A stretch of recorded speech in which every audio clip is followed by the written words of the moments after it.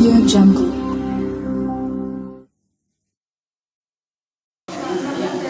Dari kegiatan yang telah dilakukan ini ya dengan tema peningkatan partisipasi perempuan dalam era demokrasi ini cukup bagus sekali, di mana memang untuk partisipasi perempuan yang selama ini masih sangat kurang ya. Jadi harapannya dengan adanya kegiatan ini nantinya perempuan akan lebih aktif lagi ya dalam segi politik ya, jadi untuk menyumbangkan suaranya pada saat pemilu atau bahkan sampai dengan menduduki kursi di legislatif maupun eksekutif. Terima kasih banyak kepada Dinas Pemberdayaan Perempuan dari Provinsi dan juga Bapak Sidi, Bu Nala, dan Pak Jasiman yang sudah menyelenggarakan acara ini, dan harapannya ke depannya acara seperti ini akan terselenggara secara terus. Terima kasih. Pak Haikal, Pak Sidi, dan Bu Nala. Ya. Assalamualaikum warahmatullahi wabarakatuh. Ya. Semangat pagi.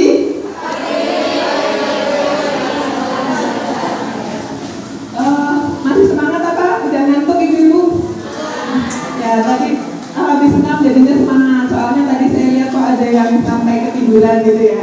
Jadi saya mau ngantuk jadi gak ngantuk ya kalau lihat orang ngantuk gitu ya. Ya, mungkin ada beberapa yang sudah pernah ketemu dengan saya ya, langsung tersenyum gitu ya Bu ya. Ya, mau ketemu saya lagi gitu ya. Bosan ya Bu? Oh nggak bosan gitu ya Bu ya. Karena yang dibahas apa Bu? Vagina gitu ya. Iya, baik. Ya, jadi di sini saya akan menyampaikan materi tadi sudah cukup luar biasa ya disampaikan oleh narasumber dari Pak Haikal, kemudian tadi dari Pak Sidi dan Bu Nala terkait dengan peningkatan partisipasi perempuan dalam proses pengambilan keputusan, dan karena saya ya basicnya orang kesehatan gitu ya, jadi saya tambahkan tentang kesadaran perempuan dalam merawat organ reproduksi. Jadi hak perempuan itu ada cukup banyak sekali ya, salah satunya juga hak reproduksi.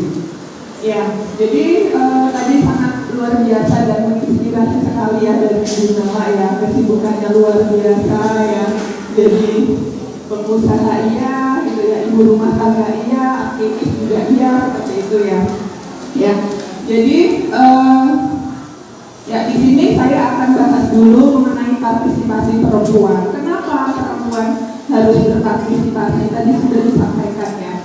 Jadi kenapa sih seorang perempuan kok harus aktif? Kenapa harus berpendidikan tinggi? Bukan untuk menyaingi laki-laki Bu. Ya, tapi tadi salah satunya adalah supaya kita bisa ya jadi hak-hak perempuan ya. Jadi hak-hak perempuan, siapa yang mau menjamin gitu ya, siapa yang mau mengurus haknya kita kalau bukan kita sendiri, seperti itu ya. Ya, jadi di sini kenapa kok saya jadi dosen kuliah sampai S2, bahkan sekarang saya sedang mengambil S3 gitu ya.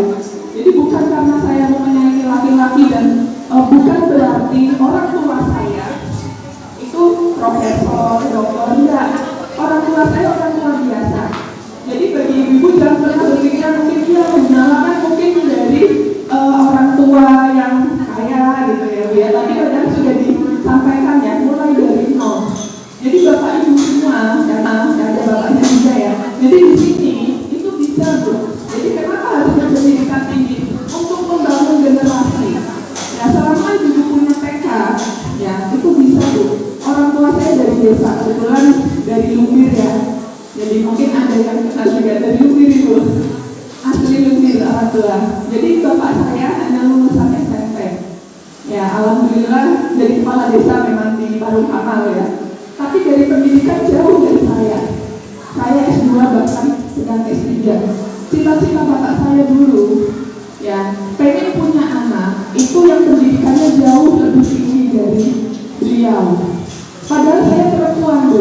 Dimana perempuan itu biasanya cuma apa? Paling ujung-ujungnya 3M, makan, anak, ngomong gitu ya. Ya enggak? Kalau di desa gitu ya. Tapi bapak saya tak berpikiran seperti itu. Ya, sampai ya. Jadi jarak saya dengan adik saya itu 10 tahun. Takut nggak bisa biayain saya sekolah gitu ya.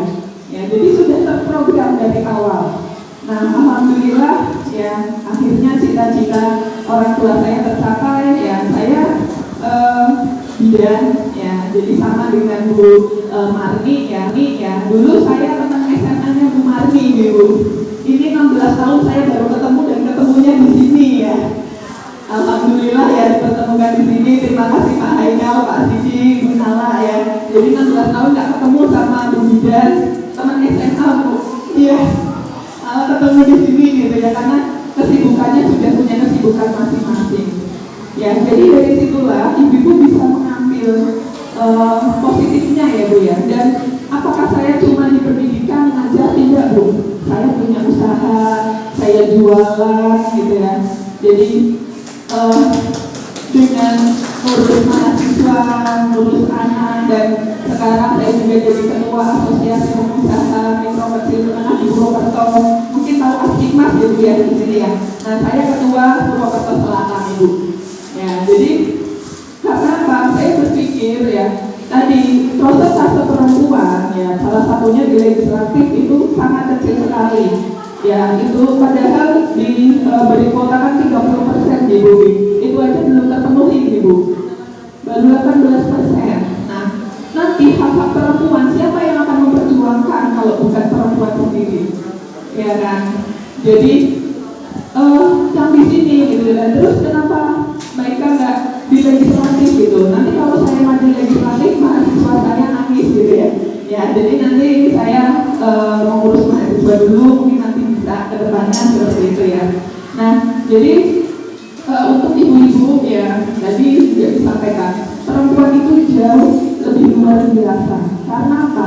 Ya, jadi otaknya pun, ya otaknya itu di settingnya itu tidak kayak laki-laki. Laki-laki itu kalau kerja ya kerja, ya. Jadi arahnya satu. Tapi kalau perempuan enggak, sambil gendong anak, sambil masak, sambil ngurus jualan, pegang HP bisa nggak Bu? Bisa. Ya, masak bisa, cari duit bisa. Ya, ngurus anak bisa, semuanya bisa, iya nggak Bu? Bisa gitu ya. Jadi perempuan itu sekarang bukan kaum yang lemah, justru perempuan itu luar biasa. Perempuan itu hebat. Tinggal bagaimana kita mengeluarkan kehebatan kita, mengeluarkan bakat kita. Tapi ingat ya, kodratnya tetap ya, ingat kodrat ya, kodratnya perempuan ya tetap.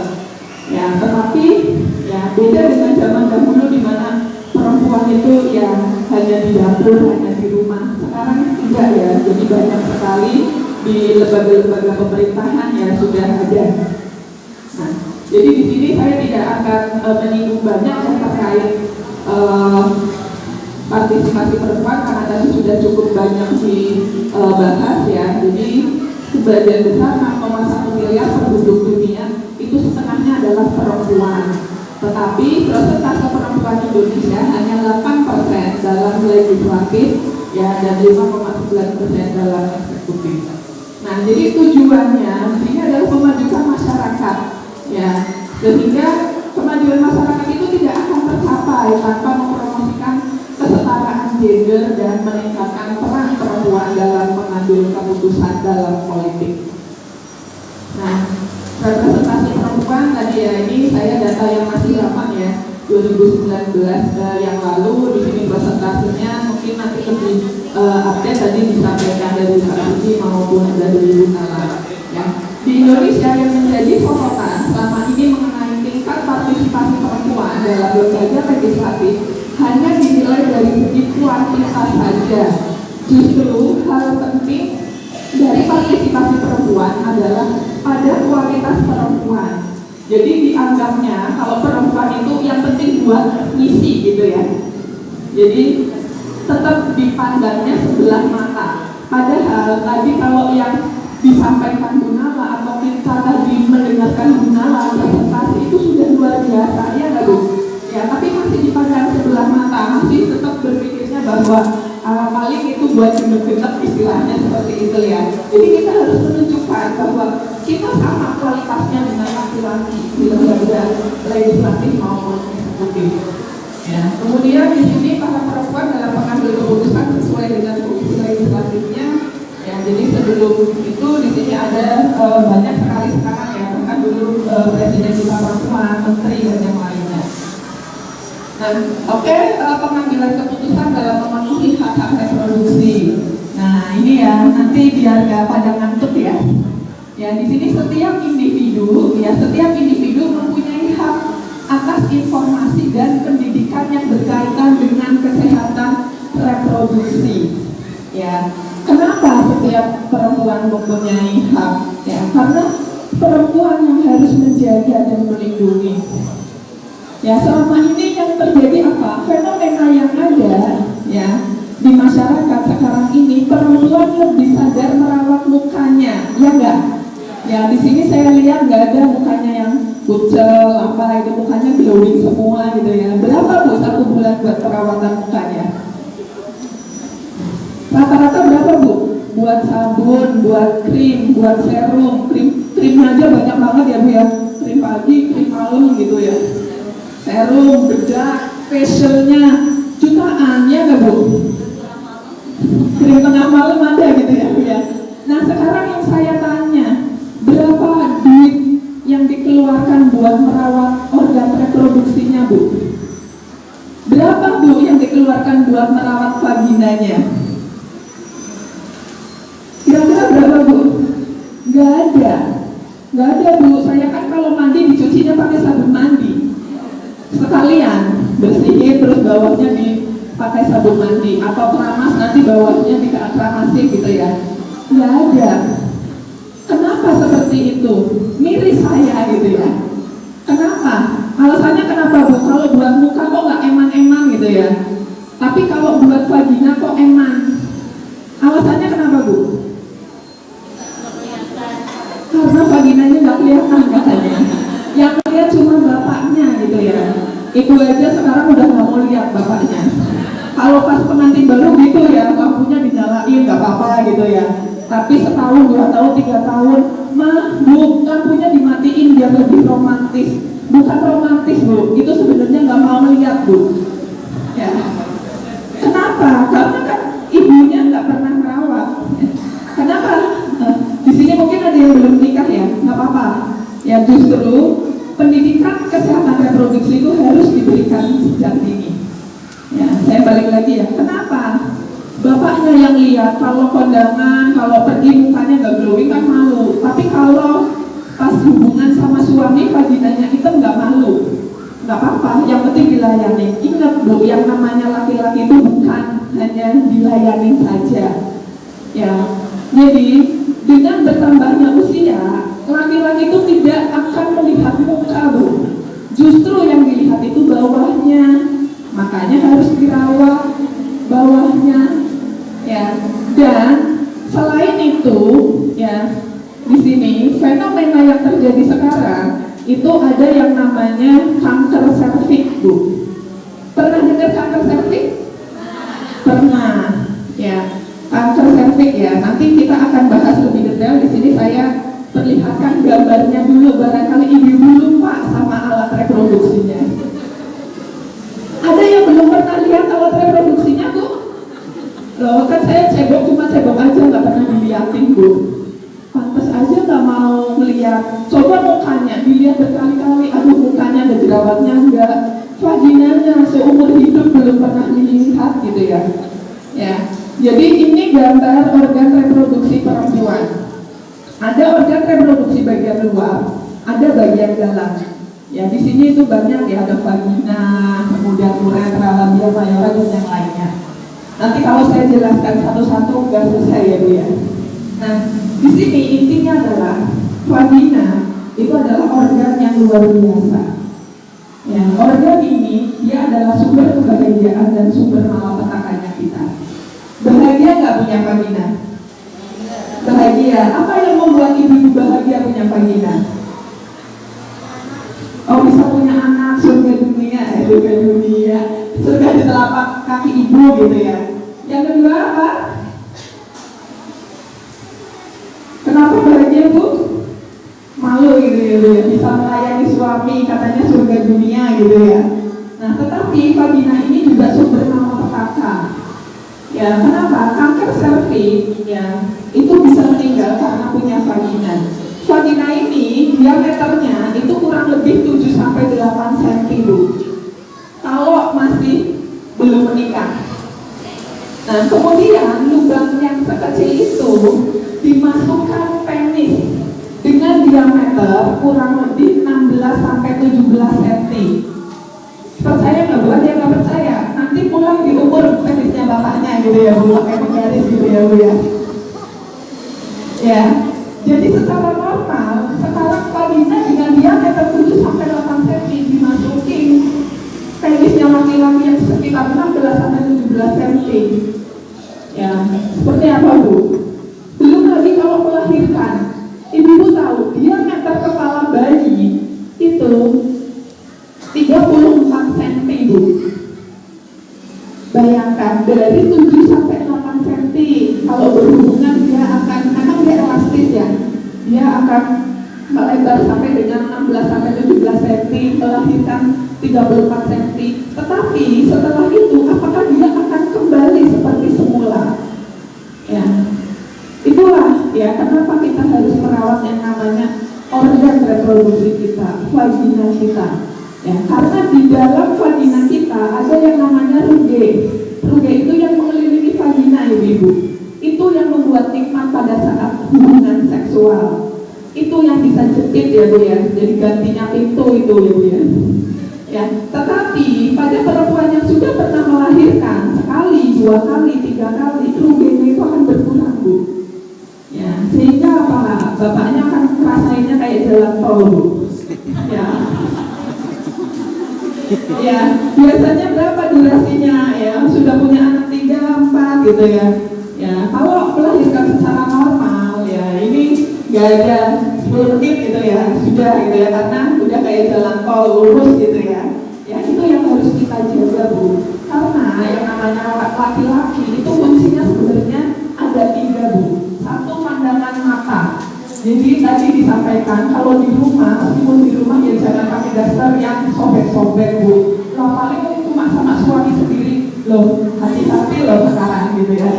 Sekarang di luaran lihat perempuan yang pakaiannya bagus, cantik, di rumah lihatnya istrinya pakai apa? Daster yang sobek-sobek, celana dalam yang sobek-sobek, udah nggak mau lihat lagi gitu ya. Ya, itu salah satu yang membuat. Jadi jangan menyalahkan 100% ya kalau suaminya terus nyari yang lain gitu ya. Jadi introspeksi juga. Ya, tadi pertama adalah pandangan mata. Jadi jaga. Ya, setelah menikah, teman-teman setelah menikah apalagi punya anak yang dulunya cantik, habis itu kok berubah sebenarnya kan seperti itu, ya nggak Bu? Ya, jadi harus tetap dijaga. Itu yang pertama. Yang kedua adalah perutnya. Ya, seorang laki-laki kalau dia lapar itu pasti selalu emosi, marahnya kan. Tapi coba kalau pulang kemudian dimasakkan, perutnya kenyang, bahagia gak dia? Bahagia, senang. Yang ketiga adalah di tempat tidur Bu. Jadi seorang istri itu harus bisa memuaskan suami dengan cara apa? Merawat vaginanya, merawat organ reproduksinya. Jadi gak hanya buat diri kita sendiri, tapi juga ya menyenangkan pasangannya seperti itu. Jadi kalau sudah memegang tiga ini ya, insya Allah tadi ya sama suami harmonis terus gitu ya. Ya. Kemudian masalah kesehatan reproduksi. Nah sebenarnya masalah kesehatan reproduksi itu ada banyak sekali Ibu. Tapi di sini saya akan lebih konsen pada kanker serviks. Kenapa saya konsennya ke kanker serviks? Karena berdasarkan hasil data dari WHO itu Badan Kesehatan Dunia ya Bu ya, itu menyatakan bahwa kanker serviks adalah pembunuh perempuan nomor 1 di dunia Bu. Kenapa loh? Saya kok jarang Bu dengar ada orang yang meninggal karena kanker serviks. Jadi fenomenanya tuh seperti gunung es Bu, tahu gunung es ya? Jadi yang kelihatan atasnya aja, pucuknya aja, bawahnya yang gede, yang banyak itu nggak kelihatan. Ibu-ibu tahu Julia Perez? Ya, tahu ya. Ya, Julia Perez meninggal karena apa? Kanker serviks. Kenapa bisa meninggal karena kanker serviks? Takdir gitu ya? Bukan seperti itu ya. Ya, seorang Julia Perez yang uangnya miliaran bisa meninggal karena kanker serviks. Kenapa?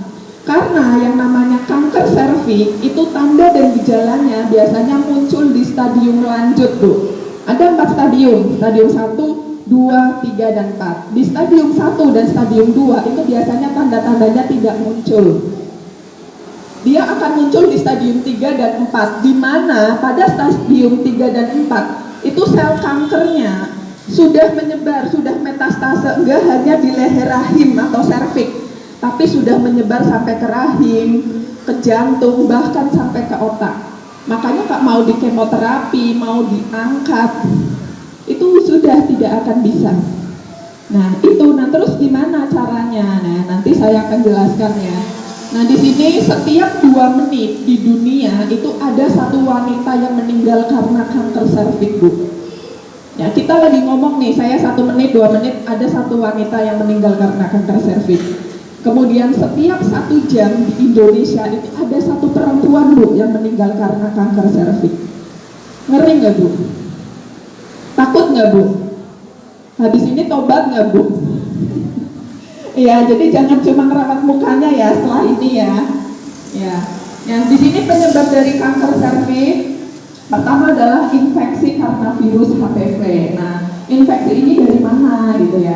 Kemudian ada penyakit menular seksual, itu bisa ditularkan dari si perempuan itu sendiri atau bisa dari suami. Ya, misalnya PSK ya, perempuan pekerja seks komersil gitu. Kemudian perempuan yang berganti-ganti pasangan, kemudian suami juga bisa, keturunan juga bisa. Kemudian personal hygiene yang buruk, ini yang sering sekali terjadi, ya nggak, Bu? Ya, jadi kalau ibu-ibu tuh kalau membersihkan vaginanya, kalau membersihkan vaginanya gimana, Bu? Kalau habis BAK, BAB, bersihinnya gimana? Pakai sabun bayi, terus dibersihinnya dari depan ke belakang. Terus ada lagi? Ada yang pakai sabun yang lain, barangkali biar bersinar gitu ya, pakai sunlight gitu ya. Ada tuh, saya kalau ngisi seminar-seminar gitu ya, kan kebetulan saya nggak hanya di sini ya, Banjarnegara, Wonosobo sampai Banjarmasin, saya juga ngisi. Saya tanya, gimana cara bersihnya? Ada yang pakai odol. Kenapa, Bu? Katanya biar putih. Itu bijinya, Bu, yang putih. Di vagina nggak ada bijinya, nggak usah pakai odol gitu ya.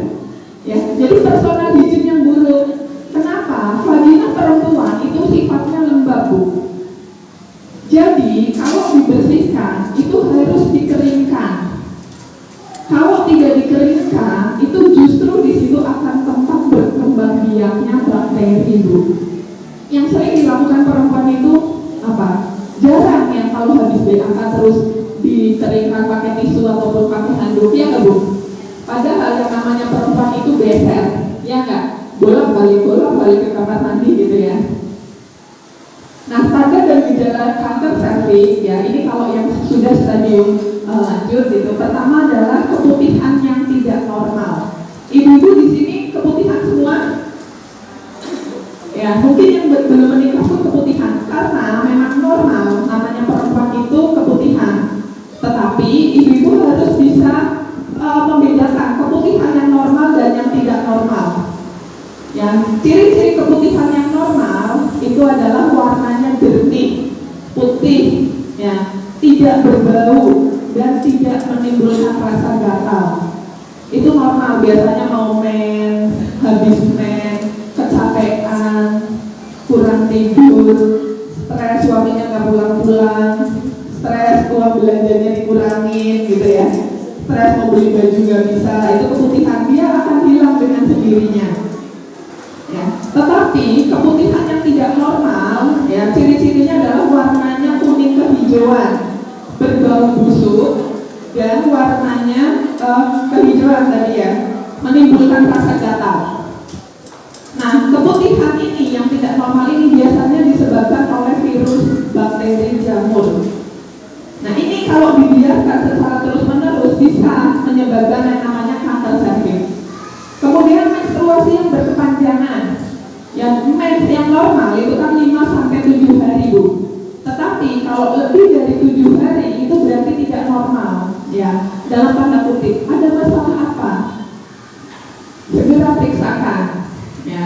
Kemudian sakit ketika berhubungan seksual. Pada saat berhubungan dengan suami itu kesakitan. Kenapa? Bagian pintu bawah panggul, ya, bagian panggul itu berdekatan dengan leher rahim atau cervix.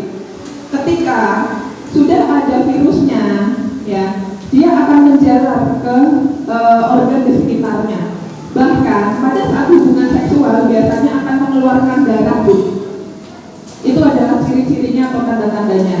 Sakit ketika buang air kecil, karena letaknya, ya, uretra dengan cervix itu berdekatan salurannya. Ya. Ini bisa dilihat ya ibu-ibu, ya, cervixnya ibu-ibu. Karena kalau vagina ibu bisa lihat, tapi kalau cervix leher rahim itu nggak bisa dilihat, ya nggak? Harus ke tempatnya Bu Marni, harus ke tempatnya Bu Bidan kalau mau lihat. Ibu-ibu yang di sini yang mukanya glowing, yang cantik, yang bisa ketawa tinggi, belum tentu cervixnya ini normal. Ini gambar cervix yang normal. Di sini adalah warnanya pink, ya. Ini yang normal. Kemudian yang tidak normal, dia sudah ada infeksi, itu warnanya dia agak keputihan. Ya, jadi sudah terinfeksi, ini stadium dini. Ya, kalau tidak diobati, itu dia akan semakin virusnya ini dia akan menyebar. Ini stadium lanjut masuk. Kemudian yang terakhir ini kalau sudah di stadium akhir. Nggak mau lihat ya Bu, nanti habis ini kayak enak makan gitu ya. Hitung-hitung diet ya Bu ya. Ya, jadi ini gambarannya Bu, cervixnya ibu-ibu. Ngeri nggak Bu? Ngeri ya. Ya, jadi nah, di sini cara menjaga kesehatan organ reproduksi, ya. Saya akan berbagi tips, ya, kepada ibu-ibu, kepada mbak-mbak semua di sini gitu ya. Karena yang namanya perempuan kalau reproduksinya tidak sehat, ya, secara otomatis nantinya akan melahirkan generasi yang tidak sehat pula. Ya, pernah dengar ya, nggak bisa hamil, ternyata infeksi kokso gitu ya. Kemudian lama nggak hamil lagi karena PCOS, infeksi gitu ya. Di sini untuk cara menjaga kesehatan reproduksi pertama adalah pemeriksaan pap smear dan IVA test secara rutin. Tahu pap smear ya Bu ya? IVA? Ya, mungkin sering diadakan IVA ya Bu Marni ya di ruangan ini ya. Sering. Nah, banyak nggak yang ikut? Kebanyakan karena disuruh, belum sadar dengan sendirinya gitu ya. Kenapa kok ibu-ibu nggak mau ikut IVA kira-kira? Takut nanti jadi ketahuan saya punya masalah. Nah, mending ketahuan sekarang atau mending ketahuan udah terlambat Bu? Ya. Terus apa? Malu biasanya, malu. Yang periksa tuh Bu Bidan. Kalau IVA kebanyakan kan Bidan ya. Sama-sama punya vagina. Kalaupun dokter, itu dokter objek itu udah tiap hari dan tiap jam tiap vagina Bu, jadi nggak akan tertarik sama vaginanya ibu-ibu, udah bosan gitu ya. Yang jadi mulai sekarang, ya, timbulkan kesadaran diri untuk melakukan pemeriksaan IVA. Kenapa? Tadi yang saya sampaikan, kanker serviks itu tidak ada tanda gejalanya di stadium dini, adanya di stadium lanjut.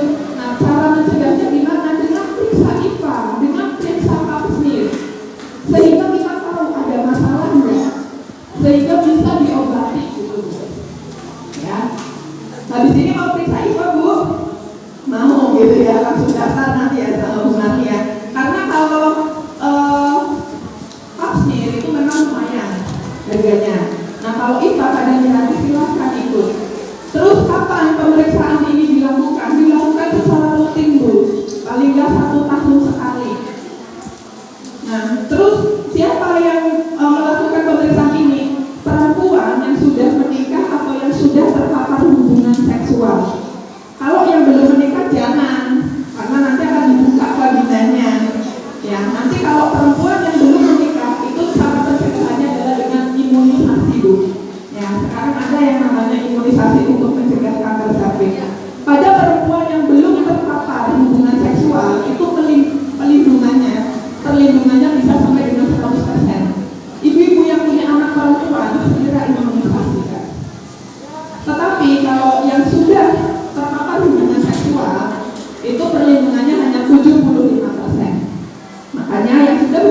buat pemeriksaan papsmir dan IPATES secara rutin. Nah Bu, tapi kan saya suaminya lagi jadi TKI di luar negeri, nggak pulang 3 tahun, kan nggak dipakai 3 tahun. Ibu-ibu, yang namanya virus HPV itu tidak sekarang hubungan, besok muncul. Dia akan muncul itu 5 tahun, 10 tahun, bahkan 20 tahun aja bisa muncul. Makanya mau suaminya di luar negeri, mau suaminya meninggal ataupun bercerai dengan suaminya, perempuan itu harus tetap melakukan pemeriksaan IPATES dan papsmir itu secara rutin minimal 1 tahun sekali. Kemudian saya kan usianya udah 50 tahun, sudah menopause. Kan nggak mungkin kena kanker serviks. Kanker serviks itu bisa menyerang pada usia reproduksi. Usia reproduksi itu 20 sampai 35 tahun ya, sampai dengan menopause. Ya dulu waktu saya ngambil S2 ya tahun 2012, ibu kos saya di Semarang, dia umur sekitar 50 lebih ya. Dia kena kanker serviks, dia tahu sudah di stadium akhir. Kurang lebih 1 atau 2 tahun ya, kemudian meninggal, padahal sudah kemoterapi terus. Gitu. Jadi kanker serviks ini bisa menyerang siapa aja Bu. Ya. Tidak berganti-ganti pasangan seksual. Ya. Ada yang suka bosenan, ada yang suka ganti-ganti. Setia ya Bu ya. Ya setiap tikungan ada gitu ya. Enggak ya, kalau perempuan enggak mikir seperti itu ya Bu ya. Udah ngurus anak, apalagi sekarang online, ngurus sekolah gitu ya. Aduh udah pusing sama gitu ya Bu ya. Jadi kerjaannya banyak, udah nggak kepikiran. Kenapa? Dan ini faktor yang paling banyak Bu. Jadi faktor yang paling banyak itu adalah perempuan yang berganti-ganti partner seksual. Kenapa? Karena yang namanya perempuan, serviks atau leher rahimnya di situ ternyata bisa merekam yang namanya sel DNA dari penisnya suami Bu. Bukan hanya HP-nya ibu semua yang bisa merekam ya Bu ya. Ternyata serviks juga bisa merekam. Pada saat hubungan seksual, ya kemudian dia akan merekam yang namanya penis. Kadang-kadang kita nggak tahu dia ya. Jadi kotor apa enggak, ada bakteri atau enggak. Kadang yang namanya laki-laki cepat-cepat habis kencing, habis pipis nggak dicekokin gitu ya. Nah si serviks ini dia akan merekam dan akan membersihkan sebenarnya secara otomatis. Tetapi pada perempuan yang berganti-ganti pasangan seksual, serviks ini sudah tidak bisa merekam lagi Bu. Loh malam ini kok yang masuk gede gitu ya, besok lagi kok kecil, besoknya lagi kok sedang, bingung nanti serviksnya Bu. Ya sehingga serviks ini sudah nggak mau lagi merekam, ya wes lah terserah kamu gitu ya. Akhirnya virus itu masuk ke dalam tubuh kita. Ya. Ganti gunakan celana dalam yang berbahan katun. Ya, ibu pakai celana dalam. Ya, Mbak Ina ngomongnya gitu banget gitu ya. Ya. Karena saya kesehatan gitu ya, jadi biasa ya. Jadi pakai celana dalam yang berbahan katun. Kenapa? Tadi yang namanya vagina perempuan itu pasti mengeluarkan cairan Bu.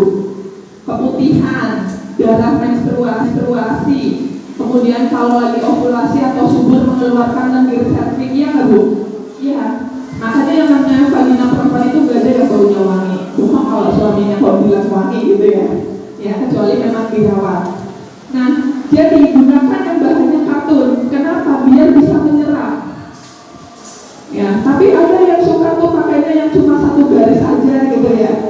Ya, sekarang kan modelnya banyak gitu ya, buat menyenangkan suami gitu ya Bu ya. Boleh silakan.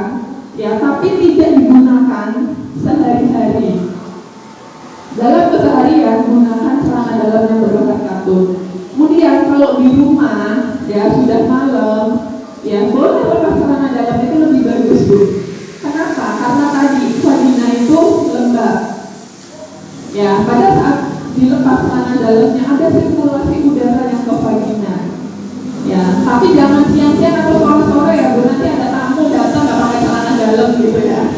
Ya, jadi kalau malam hari mau tidur silakan dilepas ya. Selain untuk menjaga vaginanya ibu-ibu juga menyenangkan suaminya gitu ya, langsung dibuka ya. Ya. Kemudian sering ganti celana dalam. Nah ini Ya, ibu-ibu tuh kadang malas dari pagi sampai sore sampai malam gak ganti gitu ya.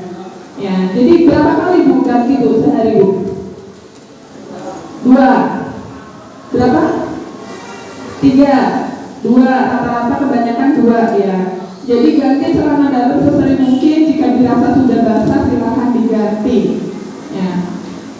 Kemudian mencuci daerah kewanitaan secara rutin pagi, siang, sore, malam. Ya, jadi dicuci tidak hanya setelah buang air kecil aja Bu, tapi juga dibersihkan pagi, siang, sore, malam dengan sabun bayi, bukan sabun mandi. Ya, keluarkan uangnya sedikit buat merawat vaginanya. Kenapa? Sabun bayi itu tidak ada kandungan deterjennya Ibu, sehingga dia tidak akan merusak pH vaginanya ibu-ibu. Di dalam vagina itu ada yang namanya lactobacillus. Lactobacillus itu bakteri baik Bu, dimana bakteri baik ini yang akan memakan bakteri jamur virus. Ya, pada saat bakteri baiknya mati, itu justru malah jamur ataupun virus itu akan mudah masuk. Dia matinya kenapa? Dengan tadi sabun mandi, kemudian perawatan yang memang akan menaikkan pH vagina gitu ya. Jadi gunakan sabun bayi bukan sabun mandi. Ganti pembalut setiap 6 jam sekali. Azan ya? Ya, sebentar ya. Azannya selesai dulu ya. Gimana? Oh, lanjut.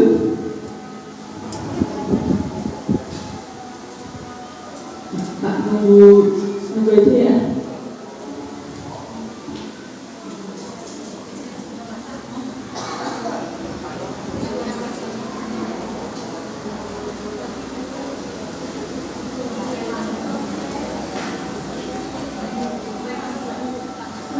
Lanjutkan ya, saya akan lebih cepat karena udah siang, pasti ibu di sini udah lapar, udah ngantuk gitu ya.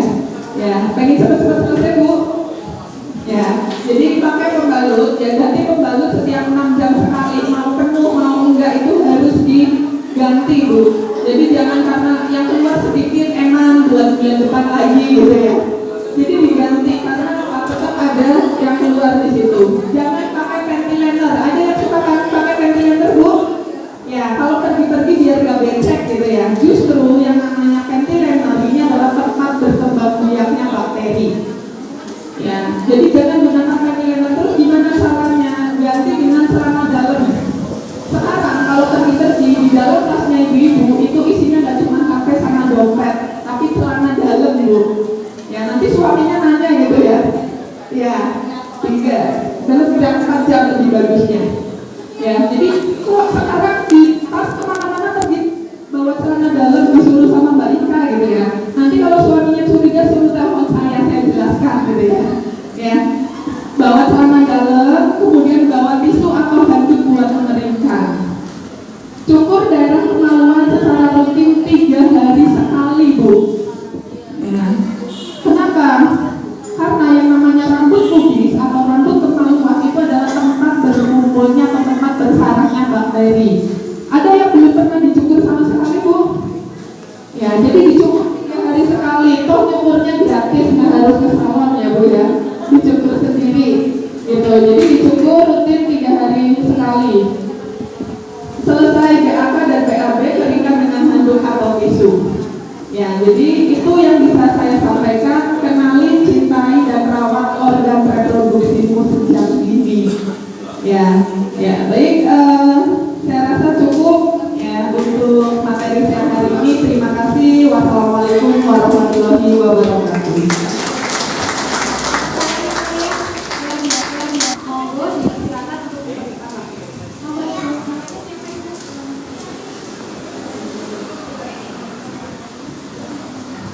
Assalamualaikum warahmatullahi wabarakatuh. Terima kasih atas kesempatannya. Ada beberapa pertanyaan.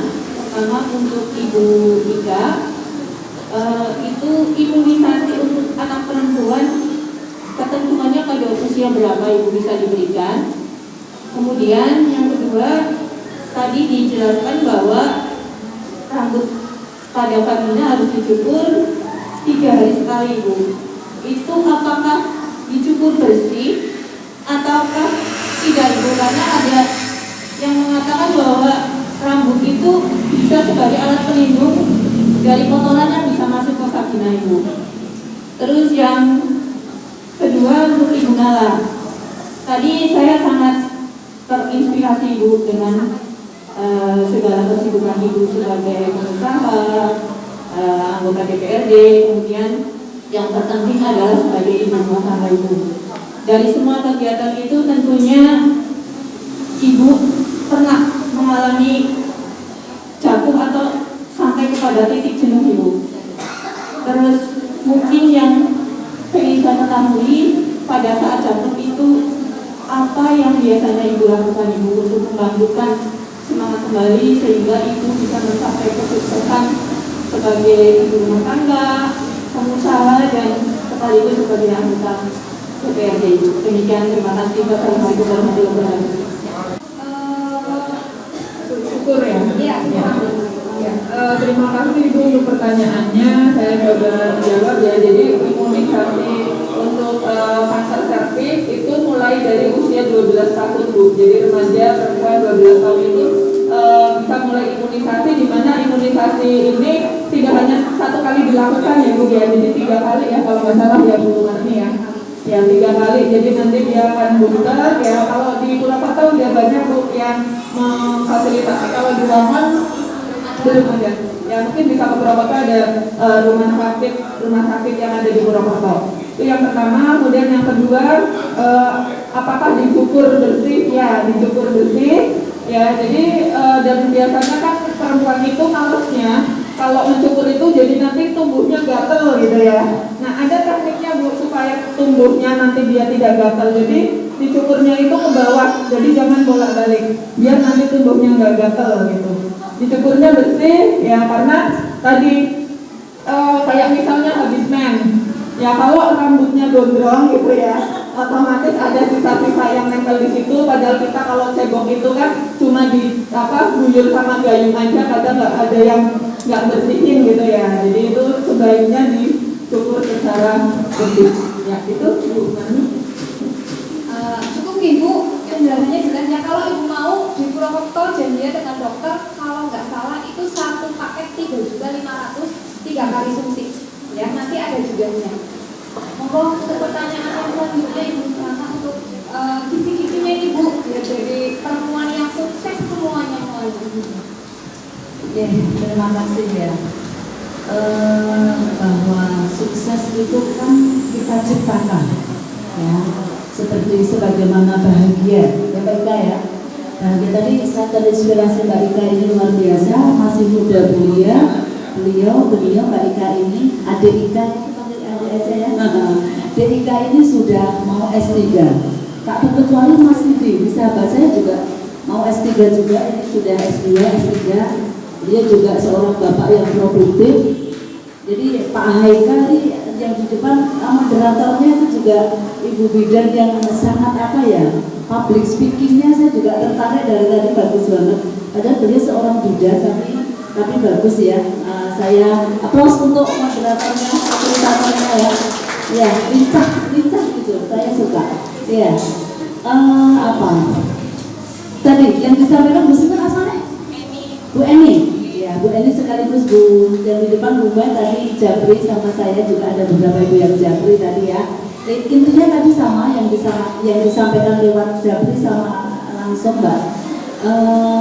Yang memang betul Bu bahwa untuk mencapai sebuah harapan, mencapai sebuah impian itu pasti ada jatuh bangunnya. Jatuh bangun. Jadi seperti pada saat saya usaha itu juga berawal dari jatuh kan, bukan saya bangun dulu. Berawal dari zero, saya usaha. Jadi saya cari suami itu bukan yang kaya, bukan yang anak pengusaha, bukan orang yang pintar, bukan orang yang bagus atau cakep atau ganteng, bukan yang punya mobil. Tapi saya cari suami yang mau diajak berjuang bersama, yang suami yang bisa diajak untuk diajak berpikir bersama, suami yang bisa menerima kalau kelebihan misalnya, kalau seorang laki-laki dikasih seorang perempuan cantik itu pasti mau. Tapi yang mau menerima kekurangan saya, nah itu yang perlu disepakati dulu. Jadi ada MOU ya, MOU apa ya? Sebelum kita menikah, jadi kayak kita mau bekerja sama berusaha, jadi tidak cuma seperti itu. Menikah juga ada MOU-nya. Ya, jadi kita menyamakan persepsi. Dari upaya-upaya tentunya tadi saya harus contoh yang paling dekat kemarin saya jadi anggota DPRD belum ada setahun saya kena COVID. Nah itu kan saya pada posisi anak saya kecil-kecil gitu ya, terus kemudian suami saya kerja di Jakarta, kemudian saya kena COVID. Ya saya berusaha untuk tetap bahagia. Pertama bahagia saya dengan selalu mengingat ketika saya mau sedih, ya Allah saya kok sakit, langsung saya istighfar, saya mengingat lagi ya Allah itu sudah memberikan saya anugerah selama ini luar biasa. Saya baru dikasih COVID sebentar gitu, kayak dunia tuh gelap semua Bu. Ketika saya divonis saya kena COVID 26 hari, saya harus isolasi gitu ya, masih tidak sih alhamdulillah. Iya, satu komisi itu ada 4 orang ya Mas yang kena COVID itu, yang meninggal 1 orang, temannya masih juga dari Golkar. Saya harus bahagia. Jadi ketika saya mau sedih, saya ingat anak saya. Oh saya sudah dikasih anak saya pintar-pintar, anak saya mau menerima keadaan orang tua apa adanya, anak saya mau prihatin. Itu saya bersyukur ya Allah, terima kasih ya Allah, saya sudah diberi seperti ini gitu. Tapi tanpa kemudian bersyukur terus kemudian melopor juga jangan. Kita tetap bangkit, kita tetap usaha. Tiap pagi saya sambil menanami bunga, sambil nyirami bunga, saya bikin makan karena saya isolasi mandiri. Saya masak, bikin roti sendiri itu di rumah kan isolasi mandiri. Anak-anak pada pergi, suami juga pergi karena saya sendiri di rumah. Jadi kalau mau ngasih makanan itu lewat di pintu depan rumah, terus anak saya pergi, saya baru ngambil makanan. Anak saya sampai bilang gini, Uma anak aja coba di jendela, Kawas pengen lihat wajahnya Uma gitu. Saya kan disuruh di jendela, dia mau lihat uminya di depan itu karena waktu itu masih mencekam COVID itu karena saya masih bulan Oktober waktu itu. Jadi yang lainnya belum pada kena, saya itu sudah kena, tapi alhamdulillah saya OTG. Maksudnya tidak batuk iya, hilang penciuman iya. Tapi yang lebih shock karena saya divonisnya itu.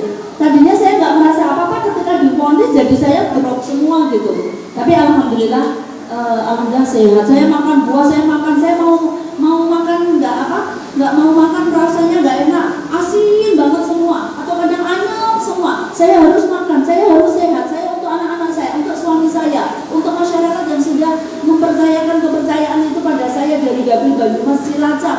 Ada berapa orang yang menitipkan aspirasinya, ada berapa pondok pesantren, ada ormas perempuan. Saya ingat itu semua. Akhirnya saya harus sehat gitu. Alhamdulillah dinyatakan negatif dalam waktu 26 hari. Ya itu salah satu contoh. Kedua, pernah saya ekspor itu saya LC ada di kena kapusan tuh dibohongi dari itu LC-nya itu kosong. Jadi tidak dibayar 6 kontainer. Jadi saya habis tidak cuma puluhan juta, ratusan juta. Ya namanya usaha kayak gitu. Saya jatuh gitu kan. Terus suami saya bilang gini, ya sudah, daripada energi kita hilang untuk memikirkan yang hilang, sama-sama mengeluarkan energi, kita berpikir untuk mencari lagi. Sama-sama memikirkan, sama-sama mengeluarkan energi tapi untuk yang akan datang. Jadi saya bangkit, jatuh, bangun lagi, jatuh lagi, bangun lagi gitu. Akhirnya ya kayak anak saya setiap kali hamil itu bleeding, dokter bleeding, pendarahan gitu. Tapi ya saya harus bangkit, saya harus punya kader yang banyak saya itu. Jadi ya tetap harus semangat. Meskipun kalau hamil itu saya juga sambil darahnya rendah, kadang pingsan, kadang gitu. Usaha juga seperti itu. Saya nyalek ini di anggota legislatif jangan dikira sekali langsung jadi. Saya 3 kali nyalek baru jadi kali ini. Jadi tahun 2014 saya nyalek menjadi caleg DPR RI dari Kabupaten Jepara, Demak, Kudus. Suara saya tidak ada selang dua, tidak ada seribu saya dengan yang jadi ranking 2 suaranya saya. Perempuan, untuk perempuan semua Papaya, Jepara, Demak Kudus itu pada nangis semua, saya nggak jadi. Karena hampir semua ormas perempuan Mbak Ika gitu. Ya itu. Tapi saya alhamdulillah, saya syukuri. Saya syukuri apa? Saya ketika nyalek itu saya keliling hampir ke semua majelis taklim perempuan ya, yang majelis taklim itu perempuan. Saya sowan ke pondok-pondok pesantren. Saya mengikuti proses pelatihan UMKM untuk perempuan-perempuan rentan di desa-desa lewat PKK Posyandu dan sebagainya. Itu dalam rangka nyalek saya akseskan program-program dari kementerian. Artinya terlepas itu jadi atau tidak, ini adalah sebuah jaringan yang luar biasa, sebuah silaturahim akbar 3 kabupaten Demak, Jepara, Kudus yang saya bangun. Alhamdulillah ketika saya punya bisnis batik, bisnis furniture, akhirnya banyak yang akhirnya menjadi customer saya. Gitu. Sebelumnya 2009 saya sudah nyalek dari Magelang, Purworejo, Kabupaten Wonosobo, Temanggung dan Kota Magelang. Saya nyalek provinsi waktu itu. Kemarin RI ya, suaranya lebih banyak daripada suara saya di Cilacap, Banyumas, Mbak Ika, Pak Haikal. Di Magelang karena saya keturunan abah saya Magelang, ibu saya Purworejo, mbah saya Wonosobo. Saya diam saja di sana, suaranya sudah banyak sekali karena bapak saya adalah ketua NU di Kabupaten Magelang. Kiai maksudnya seperti itu. Jadi di mana-mana tuh saya diam sudah pada mendukung gitu. Alhamdulillah, ya saya syukuri. Artinya bahwa ketika kita berkhidmah itu apa ya? Kita bertugas di ranah masyarakat, di ranah publik, itu jangan semata-mata kita bicaranya ada pada persoalan profit oriented, pada persoalan uang semata, pada persoalan harga diri semata. Tapi bagaimana kita itu menjadi khairun nas anfa'uhum linnas. Sebaik-baik manusia itu adalah yang bisa memberikan kemanfaatan yang banyak kepada manusia lain. Jadi saya pernah jatuh itu, saya pernah kecolongan emas itu 100 kilo, emas tak simpen di itu. Kata suami saya apa? Kata suami saya, mungkin sholat kita kurang tepat waktu, mungkin sedekah kita kurang. Ayo kita perbaiki lagi dengan sedekah, dengan sholat kita tepat waktu, misalnya seperti itu. Mungkin diambil oleh Allah, mudah-mudahan berguna untuk orang yang mengambil. Berarti sana lebih membutuhkan. Kita bersyukur bukan pada posisi yang mencuri, tapi kita pada posisi yang dicuri. Kita dicuri saja bersyukur. Karena lebih bahaya lagi ketika kita pada posisi yang mencuri. Nah seperti itu. Jadi kata suami saya seperti itu. Artinya kita ada kolaborasi dengan keluarga. Intinya tetap semangat, bangkit terus. Itu Mbak. Terima kasih tepuk tangan. Intinya semua butuh proses ya Bu ya. Harus semangat. Untuk penanya yang kedua, mau itu. Assalamualaikum warahmatullahi wabarakatuh. Langsung saja ya Ibu Bapak Titi maupun Ibu Nala. Ini mengenai dengan tema peningkatan partisipasi perempuan dalam proses pengambilan keputusan. Saya ingin mewakili anak-anak kami Karang Taruna Desa Pengadilan. Pemilu, Pak Titi dan Diko, kalau pemilu itu satu suara laki-laki perempuan tidak akan membedakan, dan suara itu sangat penting buat pemilu Ibu Bapak. Saya punya anak-anak Karang Taruna yang umurnya 17 tahun sampai di bawah 25, itu 45 itu yang benar-benar solid. Dan kami mohon perempuan untuk proses ke depan, ke atas, untuk dalam legislatif atau ranah politik, kami mohon petunjuknya. Bagaimana kami harus bisa masuk ke ranah itu, karena kami kan dari desa awam. Tidak awam, tapi kan kalau tidak ada aksesnya mungkin sulit ya Ibu Bapak seperti itu. Dan anak-anak kami ini saya bawa juga, padahal kami punya 50 perempuan semua Ibu. Dan itu umurnya sama rata. Kami kasihan, bukan kasihan, ketika mereka bilang kami usaha apa, mereka memang memanggil saya seperti orang tua itu, mami ini kita mau usaha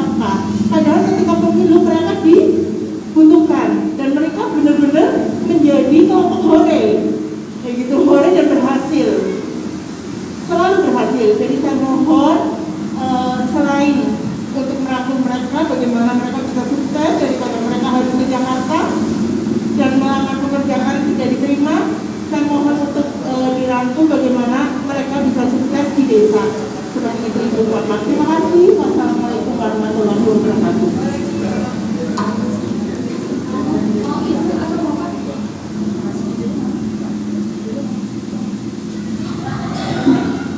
Terima kasih atas masukan, ini pertanyaan, dan ini sepertinya juga banyak sarannya juga.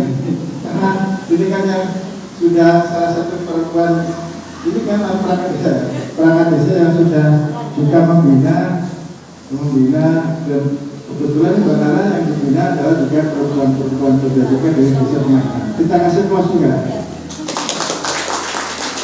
karena dia sudah lebih pengalaman dalam pengertian sudah punya binaan, kita juga mensupport.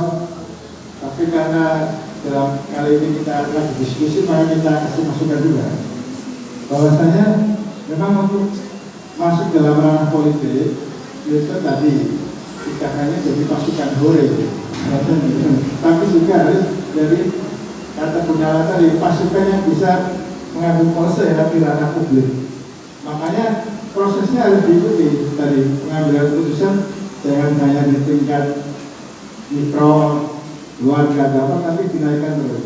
Dengan cara apa? Kita masuk proses-prosesnya ada kaderisasi dari pengurus, ya mungkin pengurus partai. Wah, kalau ke Jakarta langsung kan jauh, ke Semarang jauh yang benar kan.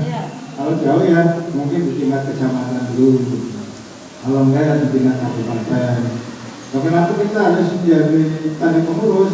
Karena kalau kita nggak jadi pengurus, kemudian tiba-tiba langsung seperti Gunawan kan dulu pengurus juga. Kalau langsung saya juga pengurus di provinsi. Kalau langsung dicalonkan harus sulit. Saya kan tinggalnya di sini juga, Kelapa Gading. Kan dulu zaman dulu itu aku zaman Golkar zaman dulu kan itu termasuk kayak pinggiran dan kampung. Sehingga kebanyakan caleg-caleg itu kan di-drop dari Semarang kan kalau itu. Nah, kesini kan jalan. Makanya kita harus jadi pengurus dulu, pengurus di Semarang atau di Jakarta waktu itu. Sehingga kita bisa nyalon di provinsi. Nah, kalau pengen nyalon di kabupaten ya jadi pengurus sebenarnya untuk di minimal di tingkat kecamatan gitu, pengurus.